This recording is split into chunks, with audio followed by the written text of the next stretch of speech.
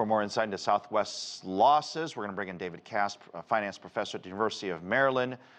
Good to see you, Professor. These losses are perplexing to a lot of people. I know they ran into some problems, but this was one of the hottest travel seasons on record when ticket prices, we were talking about how ridiculous they were. I mean, surely they must have found a way to make some money, but they didn't. And they reported a loss, and apparently they won't get to a profit till later this year. What do you think went wrong? Well, what went wrong, first of all, was certainly bad weather, bad luck, a severe winter storm, which affected all the airlines, certainly between December 21st and 31st of last year. Southwest actually canceled about 2/3 of its flights. They were hit a lot harder than the other airlines were. In part, they use a direct point-to-point system network rather than hub-to-spoke, such that when the weather forced them to cancel flights, they had substantially less flexibility of rerouting crews. Also, their own internal controls and their own internal system certainly was not up to date. Their technology needs to be improved.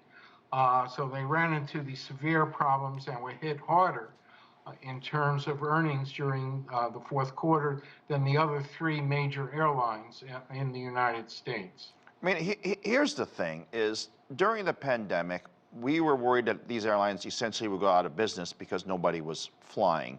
Then they took on a ton of money from the U.S. federal government. And I get it, some of it goes to retain staff, but also it should be used to, I guess, support the entire airline industry. And other airlines invested in their systems and upgrades. And experts are saying that Southwest should have done the same or should have done more to upgrade its aging IT systems that would have helped alleviate some of these problems.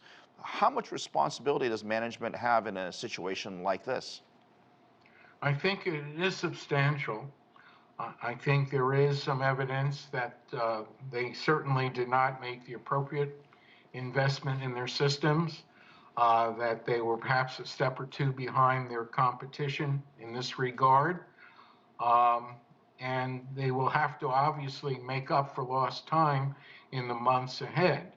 But certainly it appears they were deficient. They are being looked at quite carefully by Pete Buttigieg, the Secretary of Transportation, is looking over the company, what occurred and why, and there may be some substantial fines coming their way as well. Right. So I understand the fines, but I'll give you a clear example. Let's say this camera that's facing me right now is outdated and old and needs an upgrade, and we decide not to upgrade it. One day the camera fails. Shouldn't the person responsible for that get fired? I mean, doesn't there need to be a level of accountability at Southwest? It just seems like there's a lot of talk, and I'm sorry, but no one's actually taken the full responsibility of what happened there. And not to mention the millions of customers who had their entire holidays ruined over this.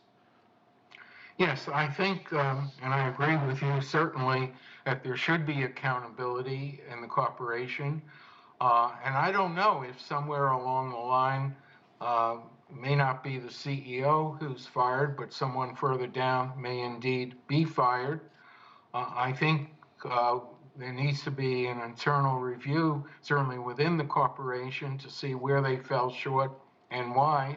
And if anyone is directly responsible for it in terms of planning, there should be substantial penalties. And of course, that could lead up to the CEO as a possibility. I mean, in this day and age, everybody knows you got to upgrade your computers, you got to upgrade your equipment if your company relies upon that to move people or goods from one place to another. Let's talk about some good news here. American Airlines, JetBlue, all the other airlines, and I know they were impacted, but they came out with some pretty positive numbers. Tell me what you think the rest of the industry did right in managing not only the weather, but the surge in customers.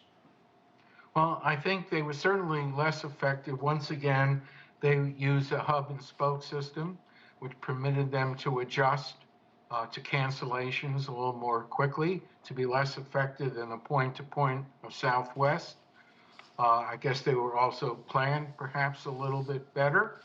And there was a boom. There was certainly a catch-up in consumers flying more again. The consumers, flyers, the public were rather restrained or constrained as a result of the pandemic, and now getting out and wanting to fly over this holiday season.